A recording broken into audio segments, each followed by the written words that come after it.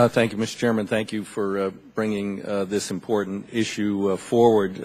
I think it's particularly timely before we move forward with authorization because clearly some new authority is needed and perhaps some mandates, dare I say that word here, in a Republican Congress. But, when we deregulated interstate commerce for buses, we had sort of an absurd level of regulation where they had to declare every route by section, by highway, by turnoff.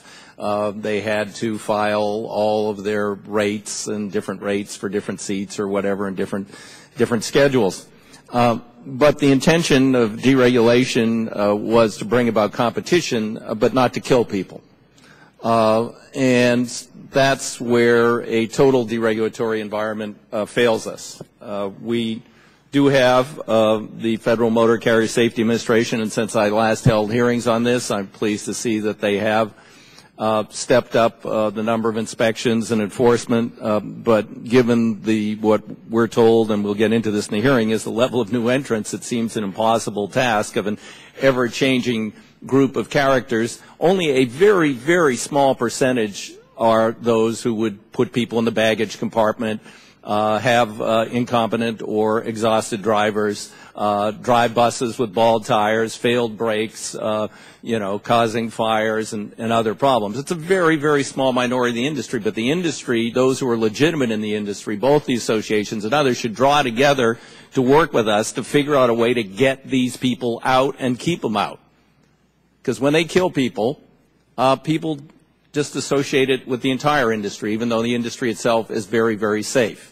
It's a few bad actors, and that's the key here, and that's what I hope comes out of this hearing, is we figure out a way to keep these people out, if they're in, to get them out, and to vigorously prosecute them when they have committed violations of the law.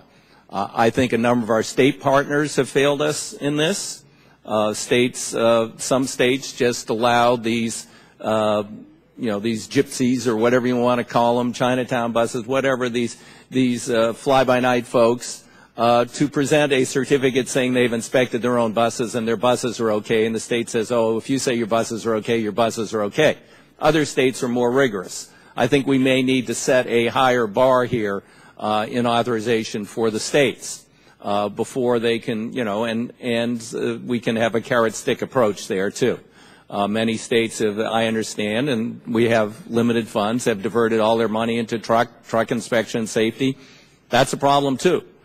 So maybe we need to look at the levels of funding. And, of course, the proposed levels of funding under the Ryan budget would be a dramatic reduction in funding for the federal government and federal pass-throughs to the states to enforce safety, which would mean more people would escape the scrutiny that they should have, so we can find them and put them out of business. And then there's this whole thing of morphing, which the agency seems to be dealing with or trying to deal with, but it seems like perhaps more authority is needed there, where these people are morphing. And in this case of this bad actor who killed people in Virginia, they morphed very quickly into another company, and it's continuing to operate. We've got to figure out a way to get at that so they can't morph. They can't continue to operate under any guise, the people who are responsible for these substandard operations and for killing people.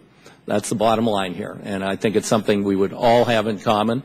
And I would welcome the industry representatives as well as the safety representatives as well as the regulators to give us a vision on how we're going to get there. We're not going back to the ICC. We're not going to regulate every route, every fare, everything. No one's proposing that. But how is it in a deregulated environment we do get the level of safety, security we want, and legitimate operators? So I welcome the testimony from the panel. Thank you, Mr. Chairman.